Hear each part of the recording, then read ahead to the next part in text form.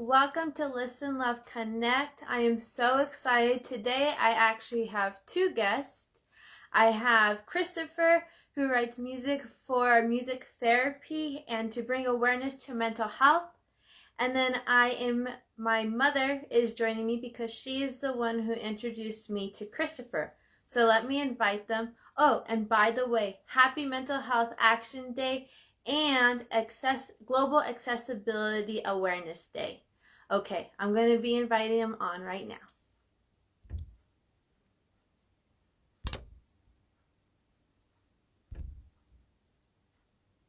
Invited them on. They should be jumping on shortly. I am so excited. I have wonderful things about both. Hello. Hello. Hi, Savannah. Hello. Hi, Christopher. How are you? I'm good. How are you? Hi, Georgie. Hi, Christopher. How are you? I'm good. It's good to see you both. You as well. You as well. I wanted to join. I thought it would be a great opportunity to join with you guys and inspire. Oh yeah, yeah. It's a good day. How's your day going? It's good, productive. Always an exceptional heroes. It's always productive, moving forward. Yeah, and this is a big day for mental health awareness too, right? I mean, I've seen all the posts on Instagram and Clubhouse this morning, all the different places. So it's great. Yes, it is. So I told the viewers a little bit about you, but about how you write music for music therapy and you also do meditation. I saw on your YouTube. Would you like to add to it a little bit more? Well, yeah, I think saying music therapy is the best way for people to understand, what the intention is behind the music. I think what I do is a little bit different than a traditional music therapy, because what I'm trying to do is I'm trying to bring an awareness of doing something for yourself daily. I do it through music, but you can make that whatever it is that you want, right? It doesn't, if most people listen to music, I mean, let's face it, but it's really anything. And, I got the brand started in 2017. I was doing something for myself, honestly. I was doing something, I was pulling myself out of a dark time in my life after losing my mom to brain cancer in 2012. And I went through a period of time where I wasn't writing, but then decided, I think music could really help me get back into that flow again. So I started the brand with kind of an intention just to bring awareness to one's own mental wellness through doing something for themselves daily. And that's I was such a giver. I put so much into everybody else, and you neglect yourself, right? And today, I mean, the times we're living in right now, it's more important than ever, really, to be doing that. It's always important, but it's very important today. I mean, with everything that's going on out there. So, yeah, the music is something I've done my whole life, but recently I've found a new focus for it. I've been able to, besides the album that I've released in January of this year, which are 10 songs that I wrote, but I included a meditation series shortly after. I wrote a meditation series, and those are just 20-minute pieces that I offer to people that have a wellness practice or some sort of form of self-reflection or meditation, whatever you want to call that for yourself. But it's just there to accompany your day. And as it progresses, and as I get feedback from people, new ideas just spring forward, and I'm excited to add value into that space. And that's really what my brand is about: is adding value into your life through music. And then again, preaching that you need to take care of yourself, and you need to do at least take 5 minutes every day and be selfish, be a little bit selfish. Yes. So you do meditation music. I wanted to know, what was the difference between the music you write for, I guess you could say, music therapy versus the meditation? Well, so music is such a personal thing, right? Everybody experiences music differently. So what makes me calm and relaxed or feel good about myself might be completely different to someone else. I mean, you see someone else, the guy driving down the road, beating on his steering wheel, rocking out. I mean, he's in a great mood, right? But Yeah. that might not be the same thing I'm going to listen to relax, but that's fine. So it's really about finding, and that's why I did two different styles, right? I have this adult contemporary style that I write in, that I've written in for 20 plus years. And then the meditation series was kind of I went a little bit deeper down the rabbit hole as far as kind of getting into that Zen mode. So it's really about what speaks to you, right? Because I can't tell you what's gonna bring you calm and peace, but I can offer more options to you. And like I said before, if it's taking a walk that is that thing that gets you into a good place. If it's going for a bike ride, if it's spending time with pets, if it's for me, part of my wellness is spending time with my daughter. I have a 1-year-old, and she's just the light of my life right now, and it's such a great opportunity, privilege to be able to work from home and spend time with her. So, there's so many different things that people can do to focus on themselves, and I'm able to bring that awareness through music. That's my gift, you might say. But and then with that gift, I can bring my voice to that as well. When you say to get you, I'm sorry, Savannah. When you say to get you into that Zen, and you compose it to get you into that Zen mode, is it a specific, do you follow a specific pattern, or is it backed by some kind of research that you found that there's a certain melody or a certain, way so that it resonates with someone that is maybe using it for meditation for their own mental health with anxiety or depression? Yeah, so all the music that I record, or not all of it, the meditation series was recorded in 433 hertz, which is a sound that's going to be a lot more calming for a listener to listen to. So that's what that was recorded at. The album was just a straight recording, so it's relaxing music, but it's not the same as the meditation series. Yeah, because when I first found you, and I immediately messaged you through LinkedIn, when I listened to it, it resonated deep. Like, I knew that I was already on a fast paced anxiety mode, but when I listened, it literally, you get this sensation that just kind of takes over your body. I mean, that's the only way to describe it, and it immediately just relaxed me. It almost put me to tears, I'm not going to lie, because it relaxed me so much, to the point that I was like, calm down. And then after I calmed down, I was like, I got to reach out to him. Yeah, it's weird because when you say music therapy to someone, and this is any type of therapy you might even say you can apply this to, is people imagine you in a room and there's someone over you and they're waving chimes and doing things to get you into, and that's not necessarily the therapy that I'm doing, right? It's really, what I say is, you're doing the music therapy already. You're getting up in the morning, you're turning on some music, you're feeling good about stuff, you're doing it. You're already doing it. But now what I challenge people on is saying, now bring a focus to it, bring an intention to it, right? Do it with purpose, live with purpose. And now you're actually doing it for yourself, and you're able to actually start an intention behind it, whether it's you're trying to heal from something, emotionally, physically, whether it's you want something positive in your life, whether it's you're going in for a job interview and you just want to put yourself in that good place to be able to nail that job interview. Whatever it is, I think when you're intentional about something, that's when you're going to get results with things. Would you say it's more of a technique and coping rather than a therapy? I know music therapy, we use it because it people recognize it a little bit more, but would you say it's more of like a technique type of way of coping? Yeah, I would say it's even, for me, I consider it like a wellness lifestyle, right? Yeah. Part of that's kind of how I brand it, at least on my social medias and stuff. It's more of a wellness lifestyle to accompany, because I do meditation You know, I do that, and so that's what I use it for. And I've actually, if you're familiar with Clubhouse, I've actually started some rooms on Clubhouse where I just play the music, and people can come in and listen to it and come and go as they please. And so that's really what the intention from the meditation series is. Yes. I have another question for you.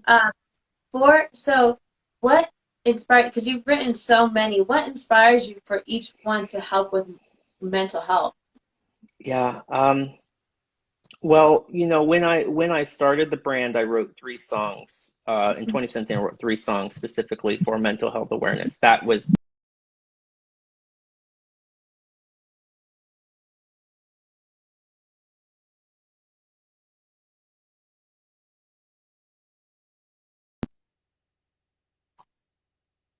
I get a lot of my inspiration and pull from that. It's what speaks to me, and then I get the melodies, and they come, and then I come back here to the studio where I am right here, and that's where I write. So I never write in the studio. You know, I go out and get the themes, and then I come back and I develop them.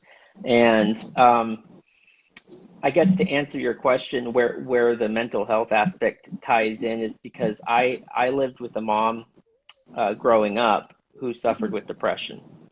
And I watched that daily as a child and what it was like to see her absent from our lives 2 to 3 days at a time, and not understanding what that was either, mind you. You know, 7, 8 years old, you don't know what that is. What I did know was going into my teen years, when I started playing music and writing music, my mom would show up and sit on the couch and listen and sip some tea and just exist right there in the room with me. And it was a very powerful connection. It was a very powerful moment when I realized music was bringing her into my life again, more often. This wasn't something that fixed depression. This was something that added some relief to her, some peace to her. And that spoke to me, and that's why I started writing when I did at 17, 18 years old. And it was because I wanted to offer some value into people that have mental health challenges. And you know, like I said before, it's been the response that has kept me going. It's been the feedback that's kept me going. I mean, I probably would have, I don't want to say quit, but not done what I'm doing today if it hadn't been for the feedback. So that's what fuels me and keeps me motivated. So you compose from a personal view. So like sometimes when you're composing, is it something like a stage that you're going through, or a memory you had, or not just nature? Is it something like that is personal, that is into each of your songs or your composers? Yeah. So the album I released this year was called A Reflection of Time, and the way I describe that album to people is think of it as going through a modern art gallery, and you're going to different rooms and seeing photos on a wall, and each room is different, each photo is different, each piece of art is different and reflective, and it's basically reflection from the soul of my personal story. And so many of the pieces in that are, everything is about what I went through loss, through grief, through heartache. And I wrote from a place of pain, but writing from that place of pain came a tremendous amount of beauty.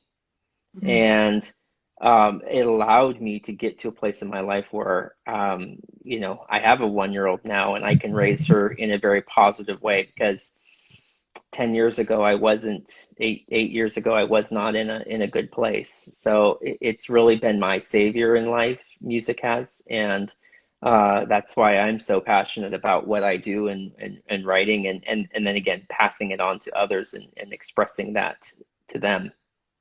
It was your therapy, your healing for your trauma that you experienced then. Mm-hmm. Yeah, absolutely. Everything I do, everything I talk about, everything I write is lived experience. I've been through it. I won't speak on something I haven't experienced myself. But I love listening to others talk about their journeys, but I only speak on what I've been through and what I've seen. And in my family, besides my mom, I mean, there was a lot of mental health illness as well. besides depression and things. So I grew up around a lot of that. It was kind of, I don't want to say normal, but it was very very common to be around aunts, uncles that had challenges. So I've seen what that does, and I've seen how that can be challenging for families, and it's nice to be able to offer something to people to add to the pool of resources that are already out there. So from what you said, it sounds like you've seen a change in yourself since you started writing music, correct? Oh yeah, well, writing music for me goes back a long ways. You know, I've done 2 albums in my life. Did one in 2001, and I did one this year. So I've got a 20-year. Every 20 years, I apparently I do an album. So, but yeah, I mean, this last one, I mean, it's been a tremendous journey. I mean, I've had so much personal growth from it. I've made a lot of new friendships, acquaintances, business connections. It's been a really incredible journey, and a very fortuitous. I might say I'm very grateful about the path I'm on and the people I've met. That's beautiful. So you've seen obviously a change with you just explained. What about others? You say you get a lot of feedback. Yeah. I don't want to go too much in depth because that's their personal to you, but like, Yeah. what have you, but like the energy, say, from others? Yeah, it can be overwhelming because and to be perfectly honest, because a lot of times what people want is they want more. Mm-hmm. Whoa, you know, I love what you did. When's the next thing coming? When's the next meditation series? I get a lot of requests for the meditation series, to be perfectly honest, or another one anyway. And you know, I have to take a step back sometimes, and I have these last 2 weeks. I've really taken a step back just from social media and writing to give myself a break. I was going nonstop since January 1 of this year, like literally nonstop every day, just writing. You know how the social media life is, right? You know, it's a lot of work. And so, you know, I took a little bit of time for myself to spend with my daughter, and as much as I love hearing what people have to say, I'm always getting requests. If people want more, and more will come. Don't get me wrong. There will be more music, but it'll be in my time, and it'll be when it's right for me. Because anything forced is not organic, and you can tell the difference. So, I do like the feedback. It is positive, and I think one of the things that, besides just the requests getting more, is what people say is that, I think, Georgie, what you alluded to, just kind of that unlocking that emotional box within you, right? Mm-hmm. And I'm not professing that my music is anything different than another well-written song, because there's so many pieces out there that I listen to that are not mine that can do that for me as well. But sometimes there's a certain songwriter, or there's a special singer or someone out there that can just touch you at a different level than even spoken word can. And I've heard from people that have said that my music has done that for them, and that's when I know I'm doing the right thing. Oh, and you know, because for myself, I'm not like a very crying, like ooey gooey. I hold a lot in, yeah. Especially you know, since Savannah came home, and with her story, yeah. You know, I've always or not always, I feel that I need to be always strong and hold it together, right? And so it was when like I said, when I listened to your song, it almost like it opened the box, and I was like, oh, you know, but it didn't, you know, it lasted for a second until where it was like, it allowed me to just breathe. And that was something, you know, and I've listened to tons of music. Savannah and her sister does a lot of music therapy. A lot of music therapy. Like yours, but yeah. Huh? I said nothing comic. Yes, yeah. There's just a little bit of action music therapy and dancing, but when I listen, you know, to yours, it just I guess you could say the levels that you incorporated into, I don't even know which song it was, I'll be honest with you, but there was a different levels to it, and it almost like matched different emotions that I was feeling until I reached that place of just, and then it was like I felt grounded, I felt rejuvenated. I didn't feel like I was stuck in. Sometimes if you listen to somber music, it has a negative effect. Instead of you feel more sad because it puts you in that negative place. But instead, this made me feel like, okay, you've had your breath, you're grounded, you're stable. You had that connection with your mind and your body.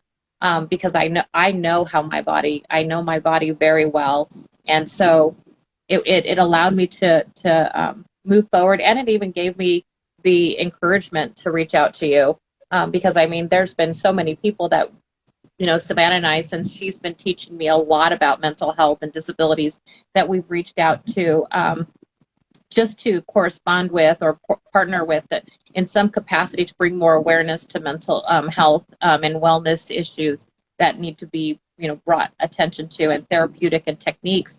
But you don't get a feedback. You don't get anything back from them. Yeah. And so, it was like, that one moment allowed me to literally set us on our journey to connect with you. And so, you are, I got to tell you, what you're doing, don't stop. But I had one question, and I know Sarah has many more. You said you spend a lot of time with your 1-year-old, and I'm a mama first, so I mean that's evident of everything. Do you teach your daughter music therapy? Do you incorporate the meditation with her? I know she's little, but I know how brains work, and so I'm just curious, because is that in her soul as well? So when my partner and I we were pregnant with our daughter, I would play music for her every day in utero. I've played music for her every single day since she was born. That's amazing. I sit her on my lap right here at the keyboard here, and every day, almost every day, we sit down and I play, and she bangs away and gets excited. And just this last weekend, this is a digital keyboard. It's a Yamaha, but it's it's a digital keyboard.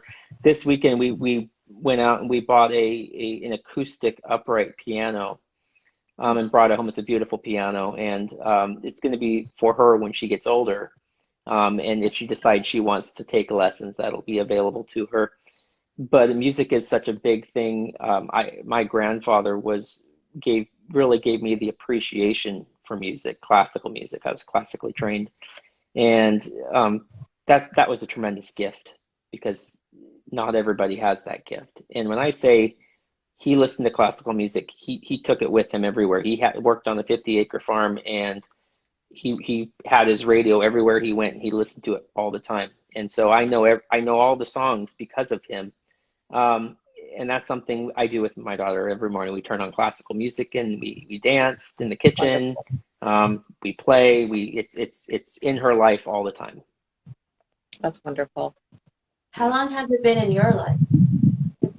I started playing when I was 6.5, and I started lessons at 7 with my mom's encouragement, and she bought me an upright piano shortly thereafter. And I studied from 7 to 16 years old in private studies, and then I started early at the university, taking lessons there, and then studied at university for about 3 years, taking lessons, practicing 8 to 10 hours a day. Those were the days. But look at the path that it led you to, Yeah, it was definitely a passion for me, and still is. I mean, it's definitely something there. I talk to people a lot, and especially when you play and you're ever out in public and you're playing, you have people come by and they want to tell you, oh yeah, I took lessons and I studied for a year and then I quit. but I wish I could do what you do.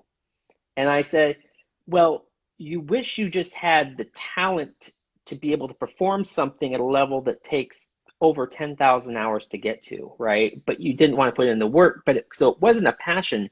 It was just like, it's me watching Russell Wilson throw the football. Oh man, I wish I could do that. I wish I could be, but I don't have the passion to go out there. I enjoy watching the game. I enjoy watching them do it, but I don't have the drive to go out there and put that kind of work in for that result. So, I think that's where people are coming from when they say things like that, but they mean it in a good way though. So don't get me wrong. What do you feel is the benefits of music therapy? Well, I know what isn't the benefit? That's the thing. That might be easier to answer. There's so many different things, because again, I always go back to this. I always resort back to it. Music is such a personal thing, right? You're gonna see. I think Georgia, you just meant, maybe Savannah, it was you or someone just said something about when you do music therapy or anything, you're dancing with it too, right? You're have you seen the videos on YouTube where there's people dancing? They're doing all this crazy stuff. I mean, they're just going crazy, but they're getting the vibe going. They're getting their energy level up, right? But have you ever watched someone at a classical music concert hall, in a classical concert, and they're just tears streaming down their face? Is that person sad? I can't answer that, but I would guess no. I would guess they're moved. And maybe I would, and there's a big difference from being sad because I've been traumatized, right? And I want this to stop, but can't make it stop. Where the music, I think, is moving them emotionally. But people use that differently. So what you do, if you're dancing, you're moving yourself emotionally to get up to a certain level. Well, this person might be emotionally moved from a memory she had. Maybe she's lost her husband, and that reminds her of her. And she's just, the love she feels for that man is resurrecting from within her. And those are things that are that's why music is such a personal thing. Nobody can tell you how to experience the next song I'm going to play. I can say the name of my song is this, fill in the blank, right? And everyone kind of gets, okay, you get the idea in your head. It's going to be about, okay, the name of the song is The Mountain. So it's going to be about this mountain, right? But when you start playing it, it might be this really kind of funny song, and you might actually start laughing inside because you think it's hilarious. So nobody can tell anybody what to feel and what to experience. And that's one thing I strongly stay away from, because I want that to be something unique to you. And you might, the next time you hear that same song, you might experience something totally different as well. Wow. That's truly amazing. Mama, do you have any other questions? See, Mama first. See?